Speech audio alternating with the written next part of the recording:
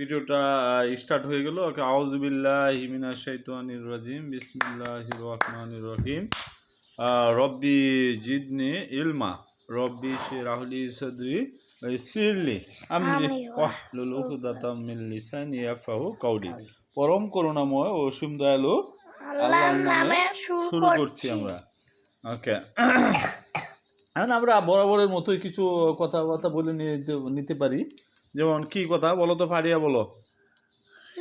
হ্যাঁ, সুস্থ দেহ, প্রশান্ত মন, কর্মব্যস্ত, সুখী জীবন। আর একটা কথা কি আছে তোমার? হ্যাঁ, দৃষ্টিভঙ্গি বদলান, জীবন বদলে যাবে। আর একটা কথা কি আছে? রেগে গেলেন তো হেরে গেলেন। কথা কিন্তু চিরন্তন সত্য। এই যে মানে মারামারি কখন হয় জানো তো? মনে করো ভাইয়ে ভাইয়ে মারামারি, ভাই বোনে মারামারি, এটা কখন হয়?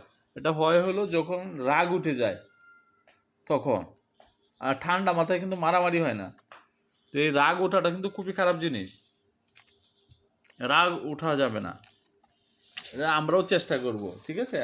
বাবা মারও চেষ্টা করা উচিত যে রাগ যেন না উঠে, ঠিক আছে? রাগ উঠে গেলে এবং রাগের মাথায় কি কি করতে নেই জানো তো? রাগের মাথায় শাস্তি দিতে নেই, আর রাগের মাথায় আদেশ করতে নেই যে এটা করো।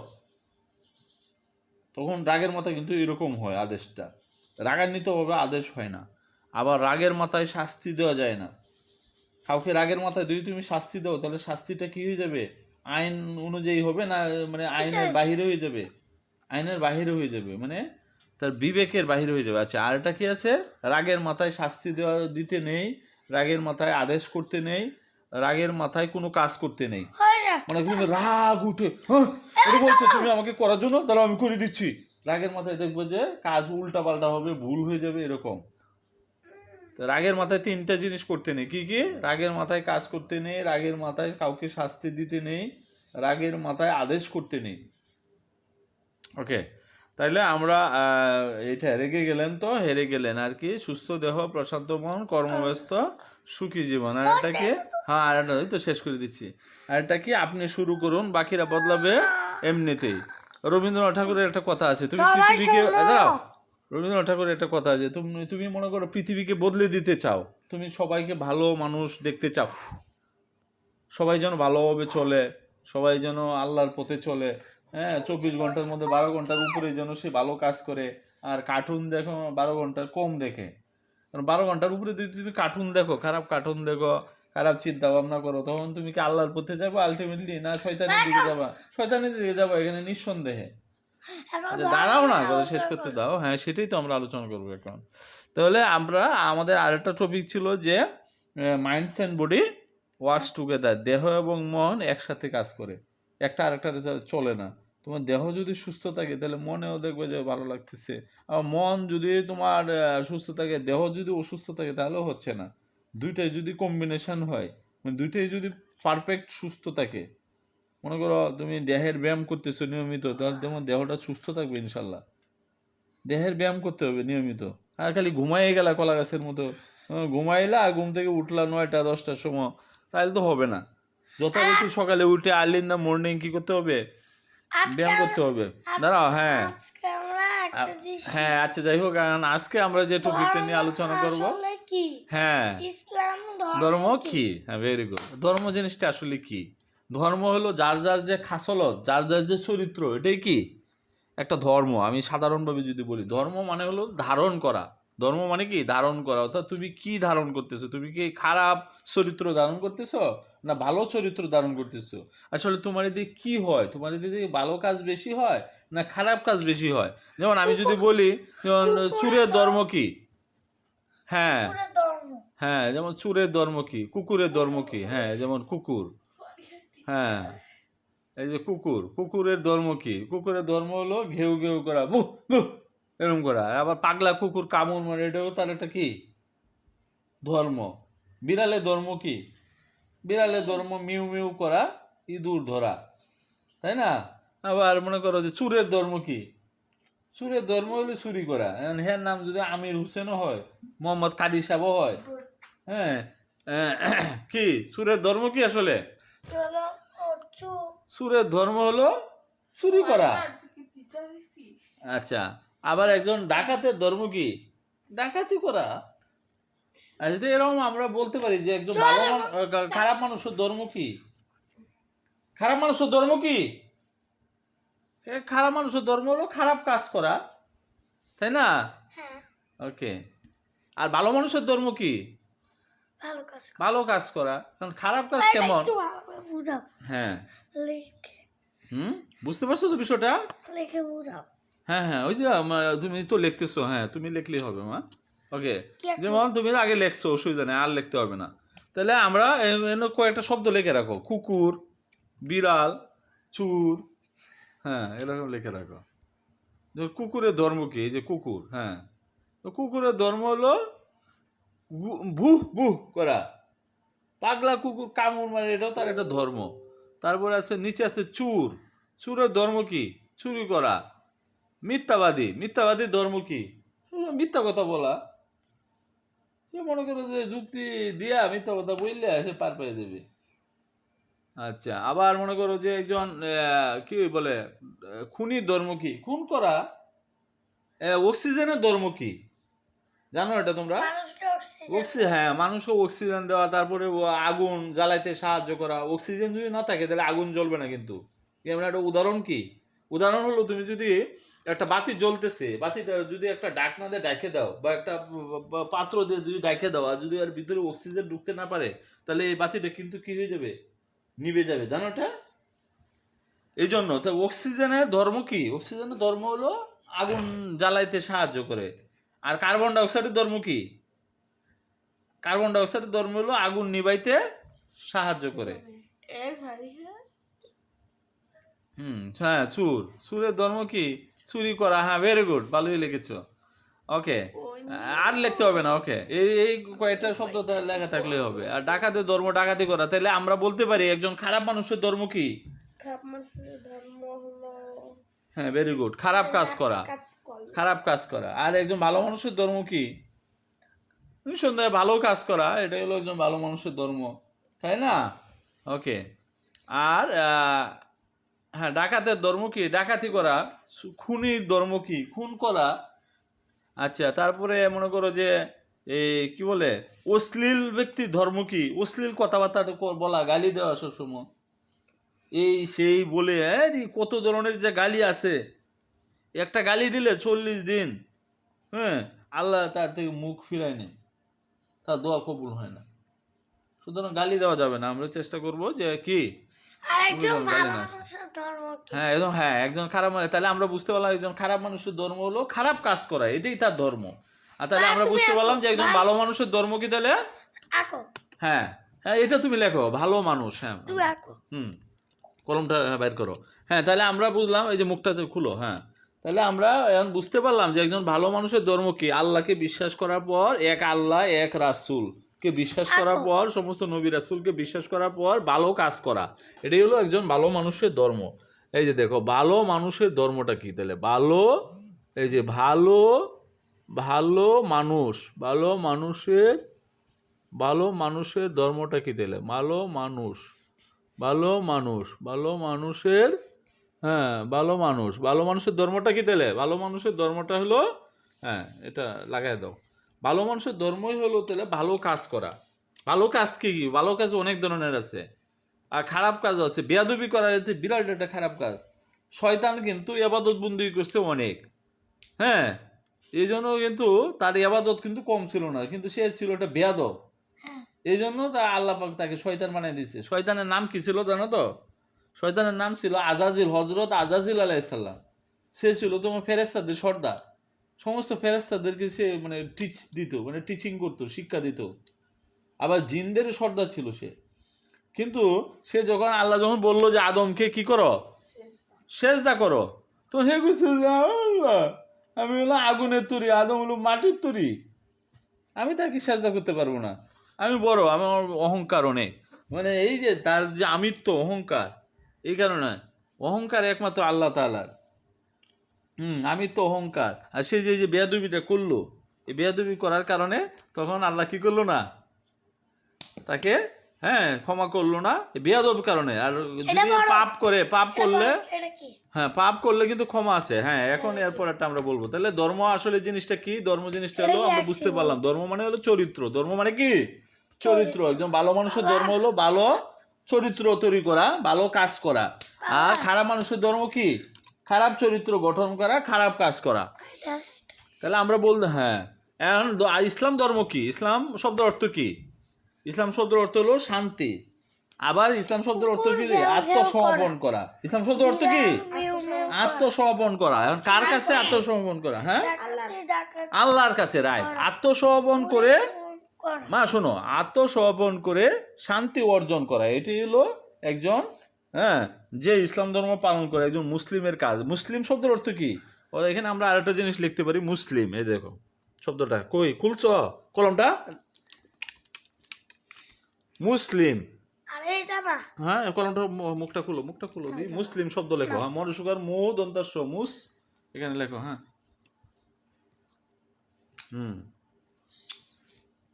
মরসুকার মু দন্তাস্য মুস লরিশিকার লি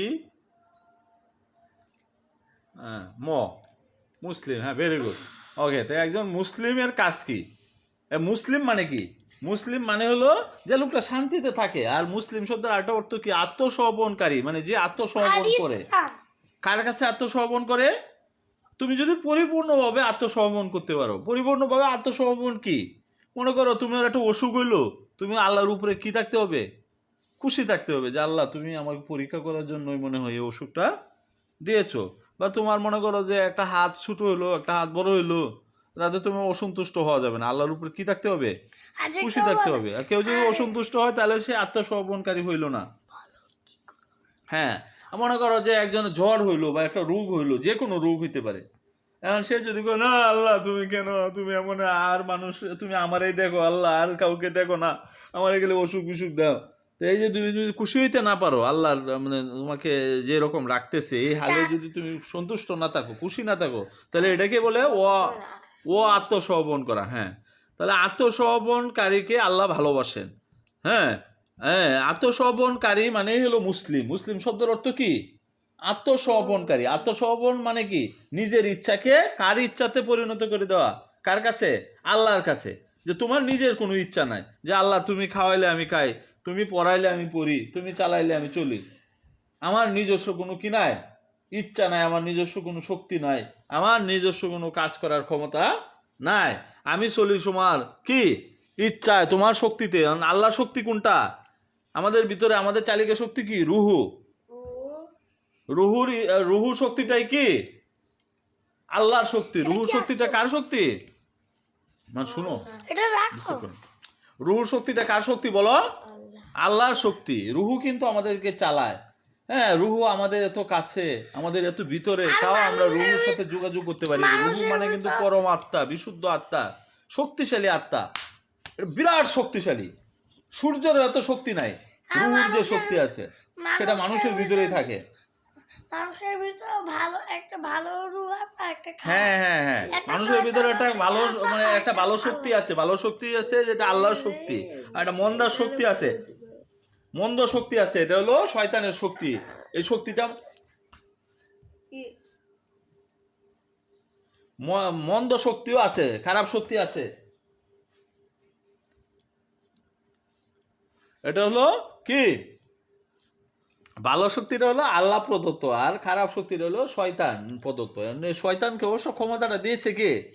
আল্লাহ দিয়েছে। কেন দিয়েছে? কারণ সে যেহেতু এত বছর চাকরি করছে আল্লাহর আন্ডারে, এত বছর সে সেজদা করলো, কোটি কোটি বছর মনে করে সেজদা করছে আল্লাহকে, সেজদাতে পড়ে রয়েছে, আল্লাহু আকবার কইয়া মানে সেজদায় পড়ে রয়েছে আল্লাহর পায়ে, আল্লাহর কদমে। এই জন্য আল্লাহ কইছে যে তুমি যে তুই এত বছর করলা আমার ইবাদতবন্দি করলা, তুমি শয়তান, তোমার একবারে কিছু ক্ষমতা দেই তোমারে। হ্যাঁ এর কিছু ক্ষমতা দেওয়া হয়েছে। এই কিছু ক্ষমতায় মানে বিশাল ক্ষমতা। এই কিছু ক্ষমতার কারণে হে এমন করে মানুষে হ্যাঁ এই শক্তিটা, খারাপ শক্তিটা মনে করো তারা সবসময় কার্টুনের মধ্যে ডুবাই রাখে, সবসময় ঘুমের মধ্যে ডুবাই রাখে। হ্যাঁ এটা শয়তানের চাকরি। Very good.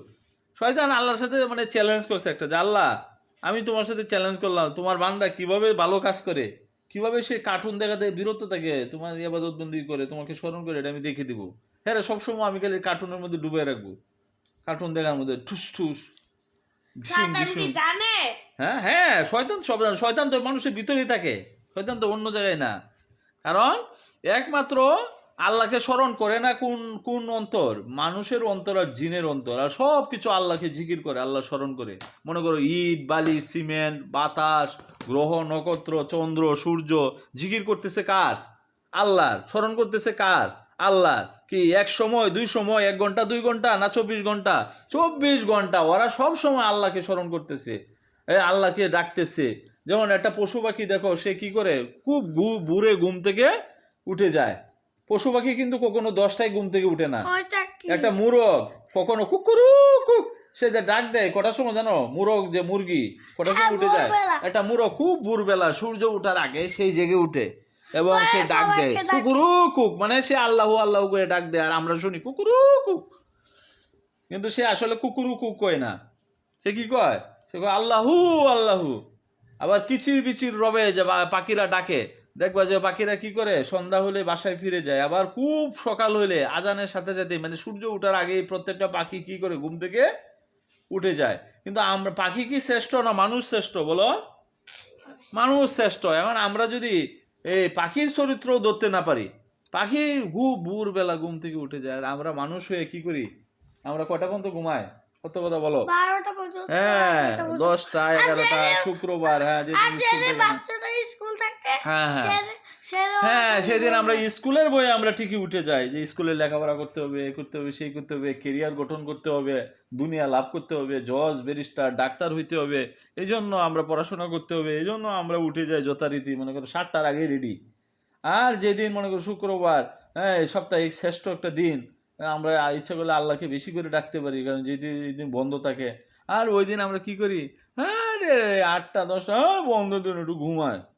এই এই মানে ইয়াটা মানে শয়তান এসে কি বলে, মনে করো মাঝে মধ্যে ঘুম কিন্তু ভাঙিয়ে যায়। তোমরা মনে করো ওয়াশরুমে যাও, এসে তারপরে আবার যে আর একটু ঘুমায় নেই, এই যে মনে করো আদর করে কে এসে শয়তান, যে আর একটু ঘুমাও বাবা, আর একটু ঘুমাও, তোমার ঘুম হয় নাই, তুমি আর একটু ঘুমাও, তোমার ঘুমেই দরকার এখন। হ্যাঁ, খরগোশ আর কচ্ছপের মতো। খরগোশের কিন্তু অনেক পাওয়ার ছিল, জানো তো। আর কচ্ছপ খালি এক পা করে সে আগাইতো, হাঁটতো। কিন্তু খরগোশটা ঘুমিয়ে যাওয়ার কারণে কচ্ছপ কি হয়ে গেল? বিজয়ী হয়ে গেল।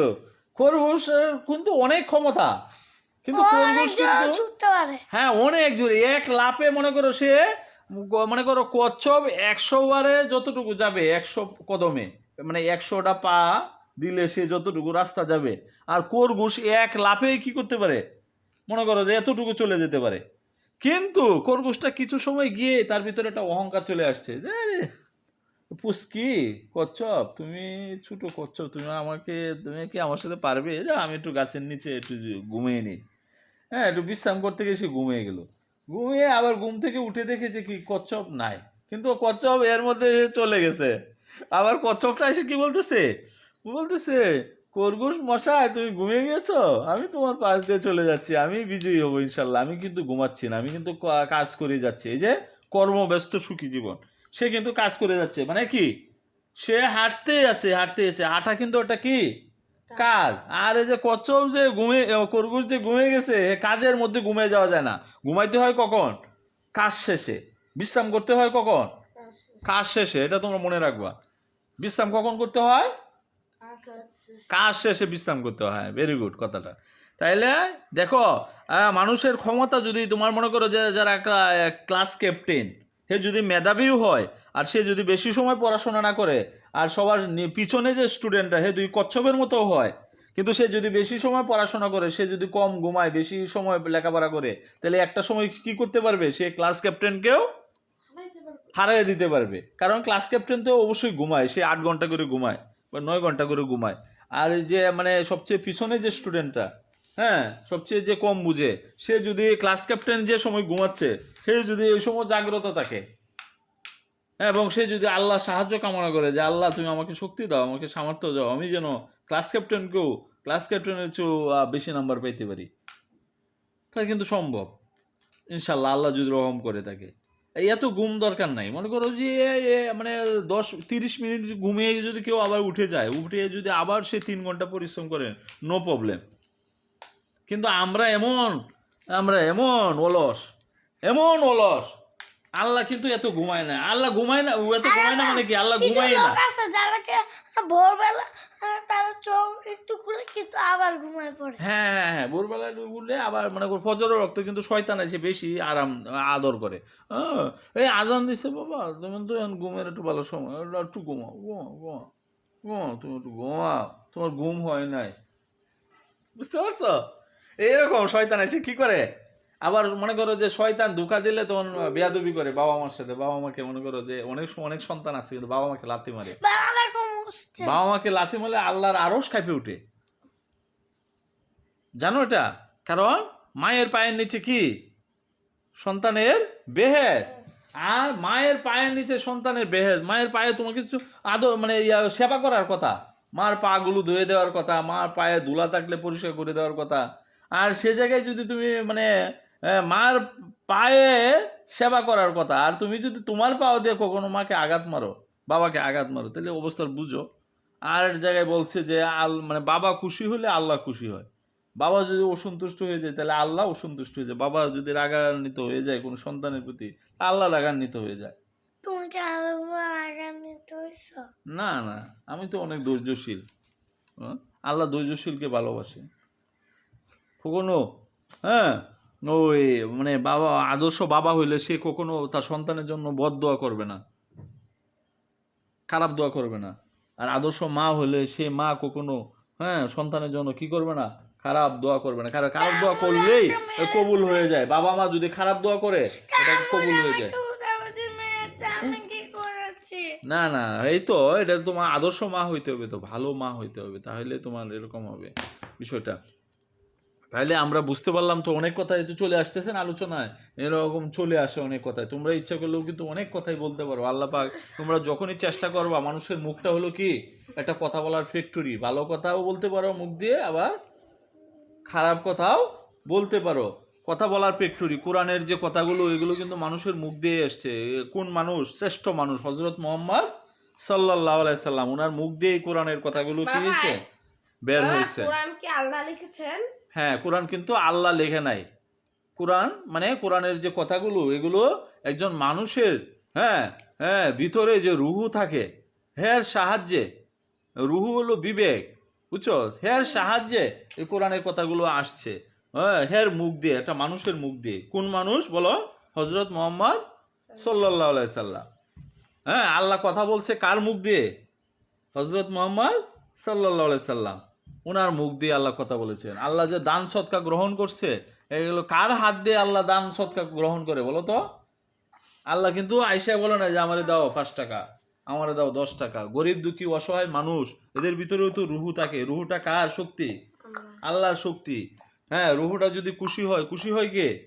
আল্লাহ। আর রুহুটা যদি অসন্তুষ্ট হয় তাহলে অসন্তুষ্ট হয় কে? আল্লাহ। তাহলে এই রুহুটা থাকলেই মানুষ জীবিত থাকে, আর রুহুটা চলে গেলেই মানুষটা কি হয়ে যায়? মারা যায়। তাহলে একজন ফকির, গরিব মিসকিন যখন তোমার কাছে সাহায্য চায়, তখন সেই রুহুর শক্তি নিয়ে চাচ্ছে, কিন্তু সে যদি মারা যায় তো তোমার কাছে চাইতে পারতো না। আর এটা কবিতায় আছে যে হাসরের দিন বলিবেন খুদা, হে আদম সন্তান, আমি তোমার কাছে খাবার চেয়েছিলাম, তুমি আমাকে খাবার দাও নাই। এটা কবিতা আছে, কবিতার নাম হলো কি, এটা কবিতার নাম এটা আব্দুল কাদের লেখছে কবিতাটা। হাসরের দিন বলিবেন খুদা, কবিতাটার নাম খুব সম্ভবত মৈত্রী কবিতা, আব্দুল কাদের লিখেছেন, একজন বাঙালি কবি। উনি কি লিখেছেন, কত সুন্দর কথা দেখো। হাসরের দিন বলিবেন খুদা, হে আদম সন্তান, আমি তো তোমার কাছে খাবার চেয়েছিলাম। মানে আল্লাহ বলবে, হে বান্দা, আমি তোমার কাছে খাবার চেয়েছিলাম, তুমি আমাকে কেন খাবার দেও নাই? আমরা বলবো যে আল্লাহ কোথায়, তোমাকে তো আমি কোথাও দেখি নাই, ঢাকা শহরেও দেখি নাই, মসুয়াতেও দেখি নাই, নেত্রকোনাও দেখি নাই, কোনো জায়গায় দেখি নাই, আল্লাহ কোথায় ছিল তুমি? তখন আল্লাহ বলবে যে ওই যে গরিব দুঃখী অসহায় মানুষটা যে তোমার কাছে সাহায্য চেয়েছিল, তাকে দিলেই আমি আল্লাহকে দেওয়া হইতো। কারণ তার ভিতরে যে শক্তিটা, এই শক্তিটা কার শক্তি ছিল? আল্লাহর শক্তি ছিল। তুমি তো কয়েকটা ভিক্ষুককে দাও না? না, আমি তো মনে করো যে আমার সামর্থ্য অনুযায়ী দিই। আর যারা হলো যে মনে করো যে শক্তি আছে কিন্তু কাজ করে না, কিছু কিছু মানুষ আছে যে ভিক্ষা করা কিন্তু সবচেয়ে খারাপ কাজ। ভিক্ষা করা কি সবচেয়ে একবারে নিকৃষ্ট কাজ, এই কাজ করা উচিত নয়। আচ্ছা গরিব না ধনী তাদের হ্যাঁ হ্যাঁ হ্যাঁ, সব পেশারই একটা ইজ্জত আছে। ভেরি গুড, কথাটা খুব সুন্দর বলছে। তুমি যদি মনে করো কি করো, জুতা শিলি কাজও করো, এটা কিন্তু খারাপ কাজ না, এটাও ভালো কাজ। এবং এই জুতা শিলি করে যদি তুমি জীবনযাপন করো, আমি দেখছি অনেক গরিব মানুষ একটা এত বৃদ্ধ বা মানে বাদাম বিক্রি করতেছে, বুঝছো? তখন আমি বাদাম কিনতে চাই নাই, কিন্তু আমি দেখলাম ওই লোকটা একটা চোখ নাই, মানে অন্ধ, চোখে দেখে না, কিন্তু বাদাম বিক্রি করতেছে।